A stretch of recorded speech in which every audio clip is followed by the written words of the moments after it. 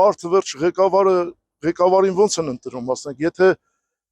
ղեկավարը, ասենք, այսօր օրինակելի պետք է լինի հայ ժողովրդի համար, իր օրինակով։ Եթե մարդիկ ցույց են տալի, որ ազգային ժողովի ղեկավարը, վարչապետը բաժանվում են կնոջից, ասենք, այդ վերջը ընտանիքը հայերի համար, ասենք, կարևոր նշանակություն ունեցող է, չէ՞ ուրիշ ազգերից տարբերվում են ընտանիքի կայունությամբ հայ ազգը։ Ասենք, ընդեղ էլ են, այդ ինստիտուտն են ավիրում։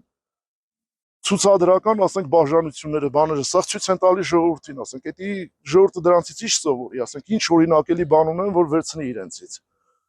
Հետո քարոզարշավի ժամանակ, ասենք, ինչ իմաստ ունի իրանց